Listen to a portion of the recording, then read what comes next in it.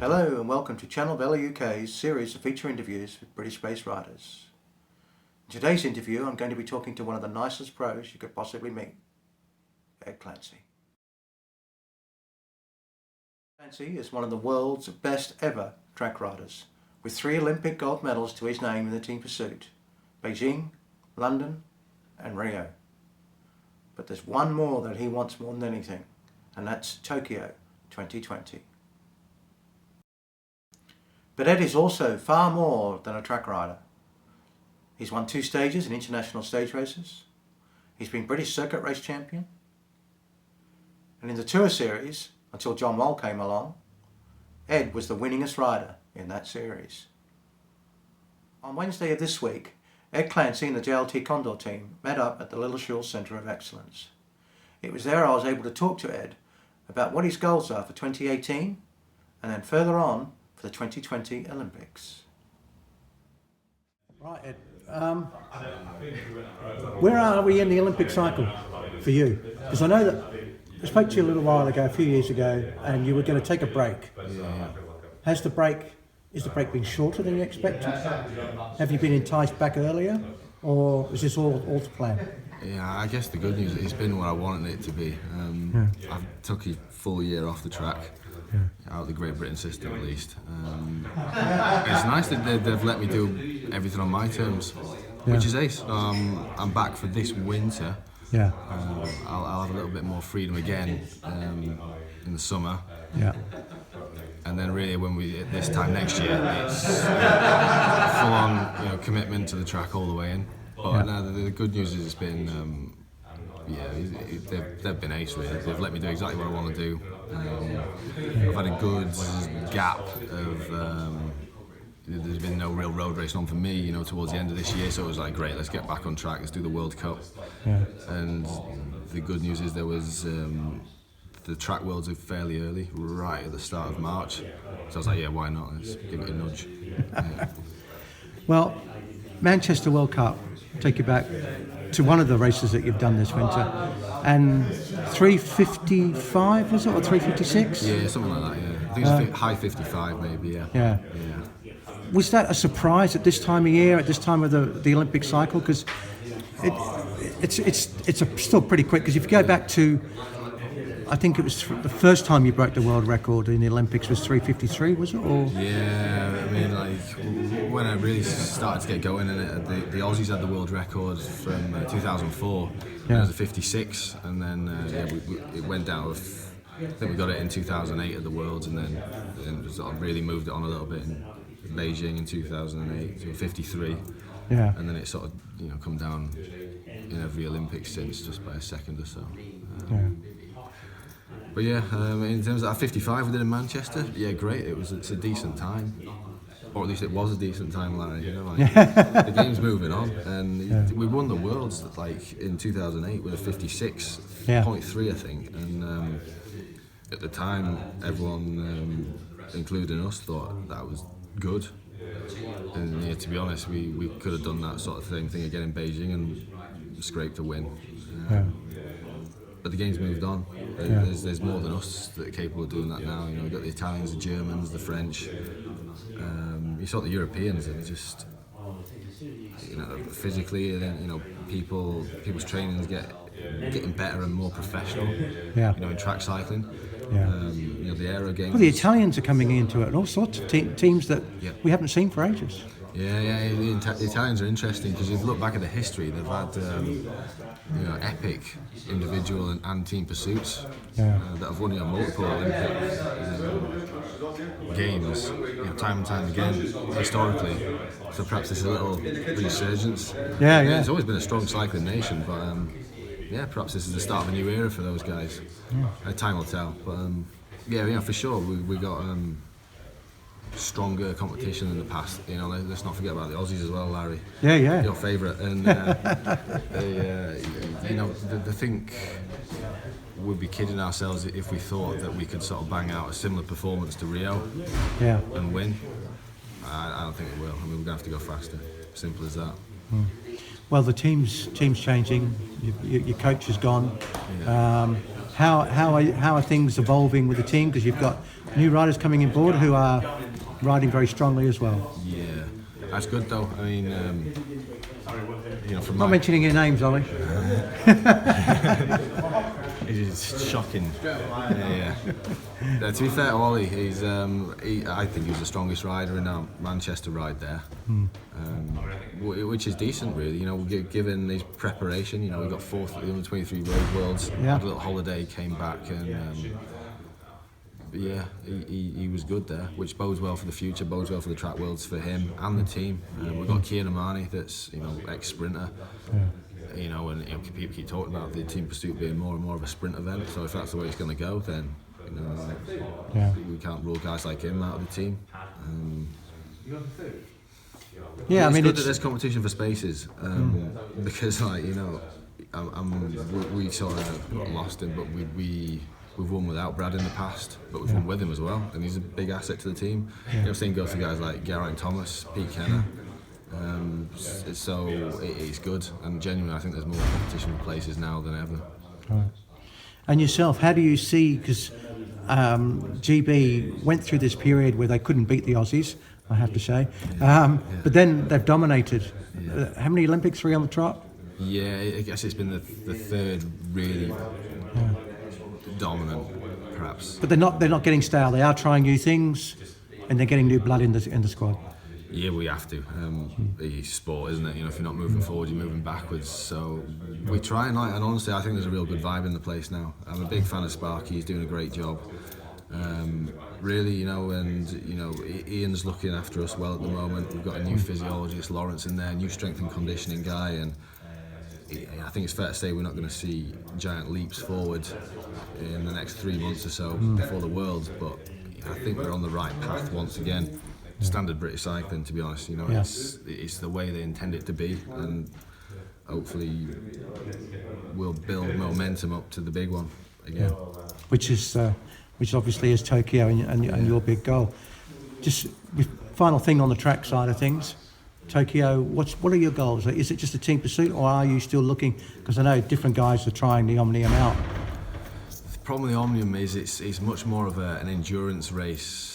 More than ever. They have changed it, yeah. Yeah, it's full on bunch races throughout now. I mean, in the old style Omnium, barring a poor performance, I could pretty much guarantee we'd win the flying lap and win the kilo and have a decent pursuit. And we'd sort of try and hang in there in the bunch races, but this time it's just full of bunch races. So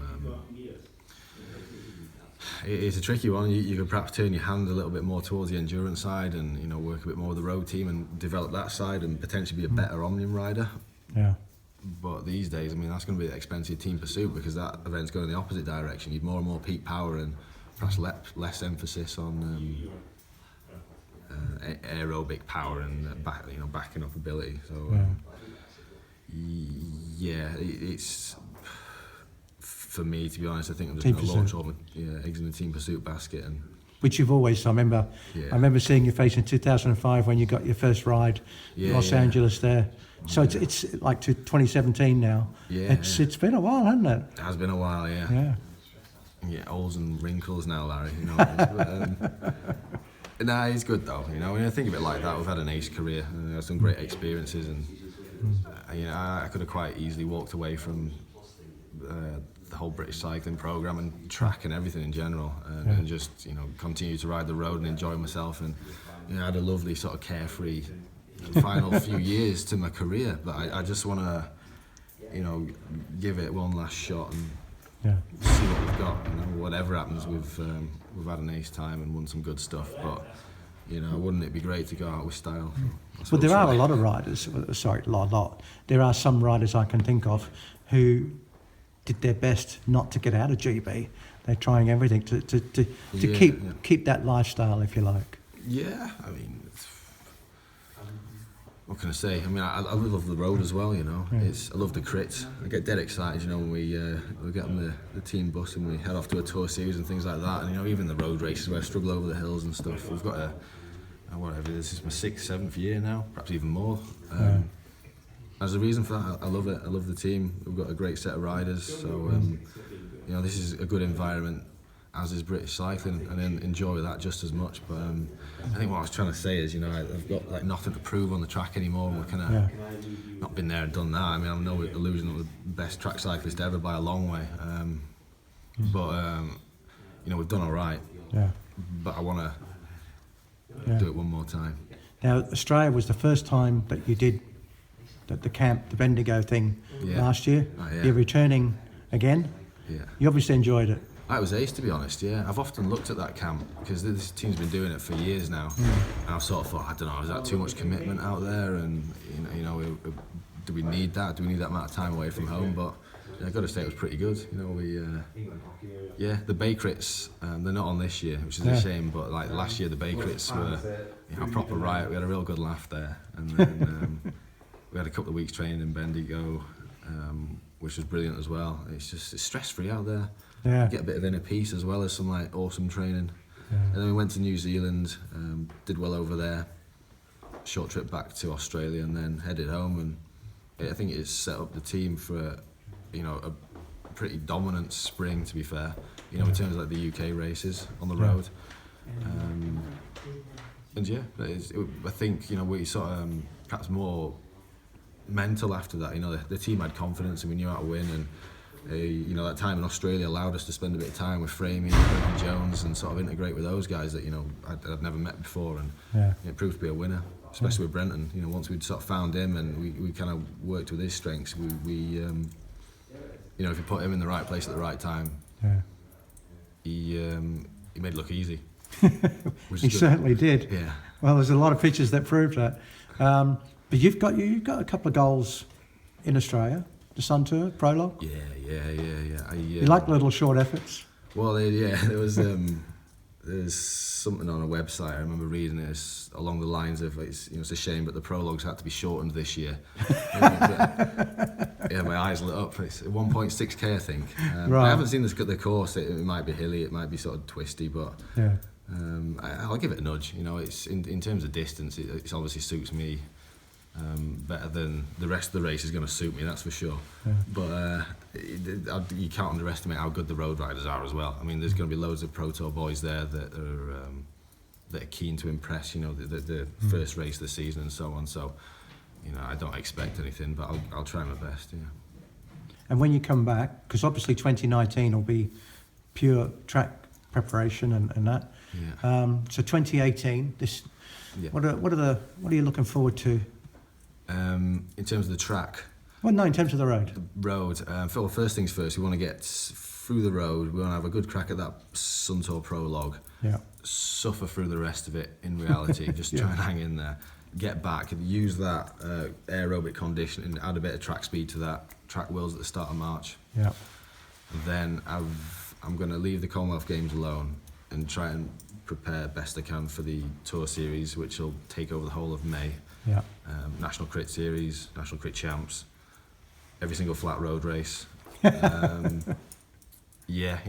take my chances when they come, and when it's not looking like it's going to be my day, then I'll do what I can for the boys. So there's still a lot of road racing left in you this year. Yeah. Now for sure, like this year, I'm going to keep in touch with the track program more. I think my whole coaching, all the training I do is going to be led by the Britain cycling team, with an ultimate aim of that. But this summer especially, I think the two should tie in really well with each other.